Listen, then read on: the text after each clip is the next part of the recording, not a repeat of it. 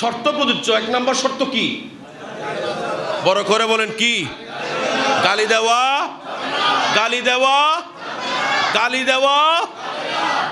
গালি দিয়েছেন, এই রোজার কোনো মূল্য নাই। এরপরে হযরতে সাইয়েদনা আব্দুল্লাহ ইবনে আব্বাস রাদিয়াল্লাহু তাআলা তিনি বর্ণনা করছেন, ইন্না রাজুলাইনি সাল্লায়া সালাতাজ যুহরি আবিল আসরি ওয়া কানা সাইমিন ফালাম্মা কাযান নবী সাল্লাল্লাহু আলাইহি ওয়াসাল্লাম ক্বালা আইদা wudu'akum ওয়া সালাতুকুম ওয়া আমদিয়া ফি সাওমিকুম ওয়া আকদিয়াহু ইয়াওমান আখারা।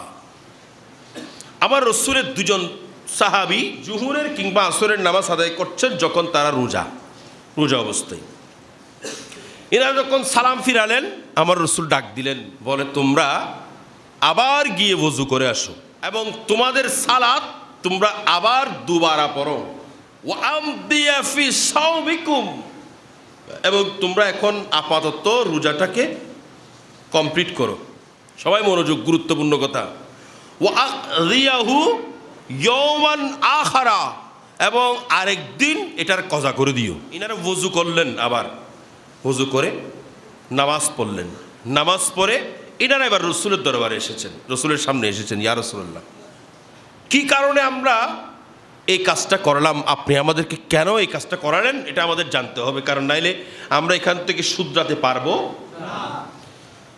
আল্লাহ রাসূল হুজুর নূর সাল্লাল্লাহু আলাইহি ওয়াসাল্লাম এলান করতে লাগলেন, আকতাবতুম ফুলানান, আকতাবতুম ফুলানান, আমি তোমাদেরকে আবারও ওযু করতে বলেছি, তোমাদের ওযু ভেঙে গেছে।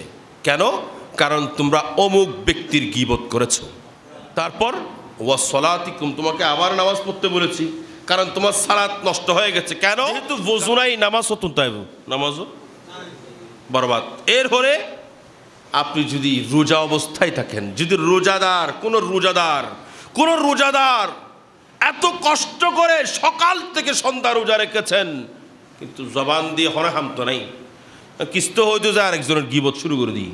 গীবত যখন করেছেন, এই গীবতের কারণে আপনার কমপ্লিট এই কষ্টের রোজা এটা নষ্ট হয়ে গেছে।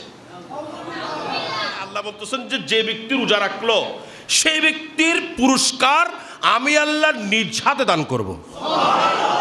ওয়া আনা আজজি বিহি ওয়া আনা উজজা বিহা, শুধু আমি আল্লাহ নিজে দান করব তা নয়, বরং আমি আল্লাহ নিজেই ওই রোজাদারের জন্য পুরস্কার হয়ে যাব।